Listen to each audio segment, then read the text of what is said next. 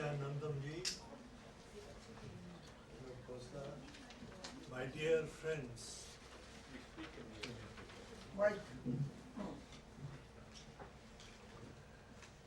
I must say that I feel a little sad that we have come to a stage where we have to observe International Day, abuse on elders. What has gone wrong with our ethos, culture, heritage, when we were born to love seniors, love our parents, to touch their feet, get their blessings? We reached a stage now that we have to talk about abuse being heard, crime being committed against senior citizens. What's gone wrong? I think that the research which has been done by HelpAge needs to be further researched to find out why in the last 5-6 years, previously there was no observance of this International Day. What has happened in these last 5-6 years that more and more cases are coming of abuse? So we need to do a little more research, and I'll come to that, what I think is the reason for that thing happening. I think I would like to pay a compliment to HelpAge India for the effort they have put in producing these reports, one last year, another one this year, to make the public conscious of what is happening. But I think that the report must continue to research. HelpAge must continue to research what are the recommendations to avoid, particularly the abuse. Crime is a little different thing, but I am talking more of abuse. Why the elderly people are being neglected? Why are they being isolated? Why is this happening? And what is the reason? And if we can find a solution to that reason, that is very important.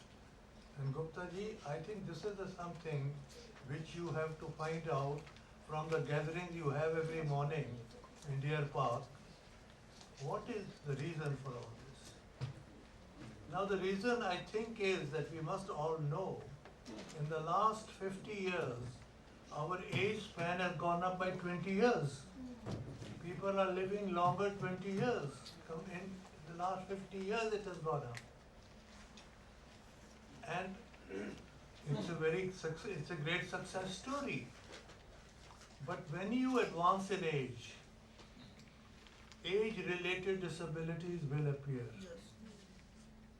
Whether it is to do with mobility, whether it is to do with isolation, whether it is to do with income because people retire and they are dependent, whether it is because of medical problems or because of income problems or because of isolation, you become dependent. This is the key word. We become more and more dependent as we grow in age because of the age-related disabilities. Now, these disabilities were before also nothing new, but it is now for a much longer period.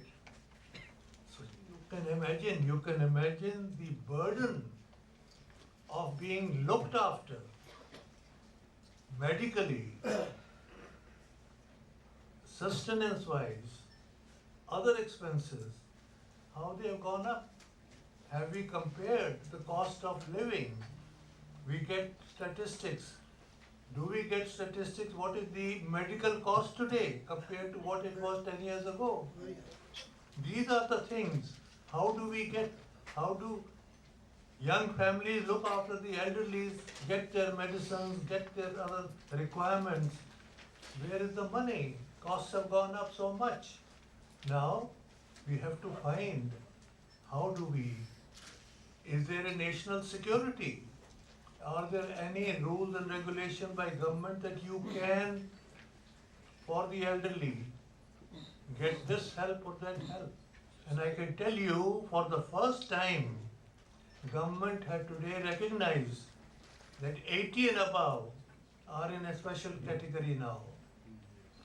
Our policy on older persons says that 60 and above are older persons. And I asked the minister point blank, sir, do you have the same policy? Is it right? Is it equitable? Whether you are 61 or 81 to have the same policy? The requirements 81 are very different, 60, 65. And this survey has also brought out that crime is more when you reach 70 and above, because people are becoming helpless. They can't retort. Whether the daughter-in-law treats them badly or not, they can't file a case, they can't go to police, they can't tell anybody because it is degrading themselves that this is how we are treated. So therefore one has to come to the basic reason why this is happening, and that is the long period of maintaining old people, those who are able to afford themselves are very fortunate, but how many can afford today's medical treatment? This is the sad part, and therefore we have to, in our national policy for older persons, which has just been reviewed by a group, I am a member of that, this is a recommendation we have made to government that those who are 80 and above, they should be under a special category because the problems they're facing, the diseases that come up at that advanced age, whether it is Alzheimer's, Parkinson, stroke, cancer, very expensive diseases to be treated. So there should be a national policy of providing help to such. And I'm talking of in the total population of 1.2 billion, 1% is 80 and above today. Do you know at the start of this century, when we got independence, we didn't have even 1 million people 80 and above. Today we have got 9 million. By 2050 it will be 53 million. But they are very small compared to the total number, and we must, all of us, all the associations must strongly plead to government that this is an area which requires help, and they must, so that if medicines can be made available at a concessional price, I am suggesting they should be free of charge to those who are above 80. Yes. Free of charge. They should be given an identity card, and if you are 80 and above, go to any hospital or any doctor, private or public. And that doctor and the hospital can recover from insurance or government. Yes. Government to take the insurance, not the individual. These are the things we have to fight for. We have to see, because this we owe to our coming generation. It is not that. Because we must try, and I think one of the reports which has mentioned, Mr. Khosla has also mentioned in his brief, that most of the elderly are living with the sons, most of them, over 70% odd, which means we keep on talking in higher circles that the joint family system has broken. It is not broken. I think we are unnecessarily publicizing that it is broken. The only trouble is that the joint family, where they live, they are not comfortable because they require help and they are not getting. But they are still with the family because they have no other place to go. And if this was over 70% in cities, what about the villages? Where do they go? There is no other place for them to go but the family. And therefore, we have to see how we can support this joint family system to continue. If we can do that, we will still have some way of keeping our elderly loved, respected.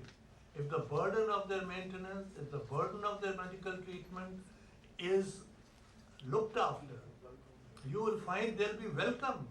They won't be pushed around.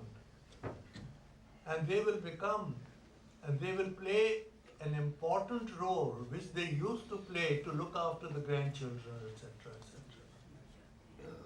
The other thing which I might add in passing is that women today are very different from what they were. Particularly, I'm talking of urban area in the cities. They're educated, they're working, and they are a lot more independent.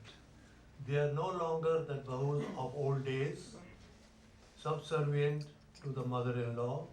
It is the other way around today. That is okay, this is progress. But the sad part is that the bringing of the children is suffering.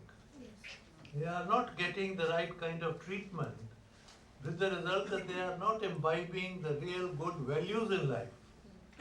And this is a handicap, but we have to live with it. But I think the most important thing that we have to see is how can we relieve elderly people from the burden of this heavy expenses. If we can do that, you will find they will receive respect, they will receive love, and they will be happy living in their own families. Thank you.